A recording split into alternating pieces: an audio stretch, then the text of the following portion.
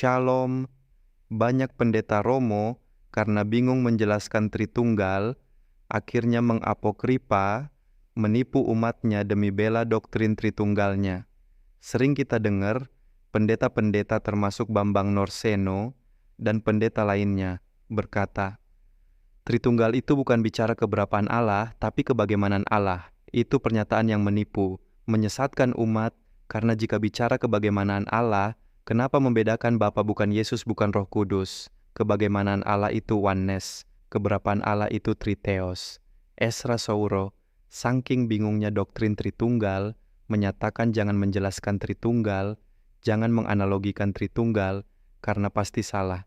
99% umat Kristen mengakui firman atau Yesus keluar dari Bapa, firman keluar dari Bapa adalah Bapa, jadinya oneness trikotomi. Firman keluar dari Bapa bukan Bapa, jadinya tritheos subordinat Arianisme. Makanya kadang geli, ketika umat Kristen berkata, enggak bingung menjelaskan doktrin Tritunggalnya, enggak bingung. Ketika ditanya jawabnya jadi oneness atau tritheos. Gereja Barat Katolik dan Protestan itu tritheos setara kembar dempet 3, gereja Timur Ortodok itu tritheos subordinat Arianisme. Jika mau jadi Kristen sejati hamba Yesus sejati, 1.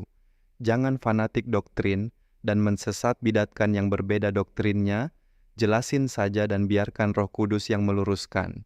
2. Hanya menyembah Yesus tidak boleh kepada Bapa Sorgawi, karena itu sampainya kepada Bapa Iblis, karena tidak boleh langsung kepada Bapa Sorgawi, tanpa melalui Yesus. Harus melalui Yesus, karena Yesus yang menyatakan Bapa Sorgawi.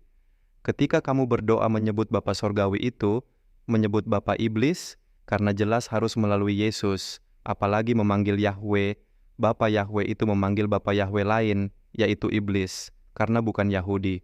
3.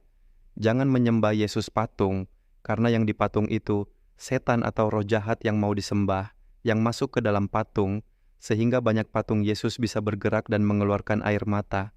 Sembahlah Yesus di dalam roh dan kebenaran, artinya, di dalam roh itu kita menyembah bersama dengan Roh Kudus yang ada di dalam kita, dan kebenaran artinya hanya kepada Yesus yang adalah kebenaran itu, kebenaran yang sejati.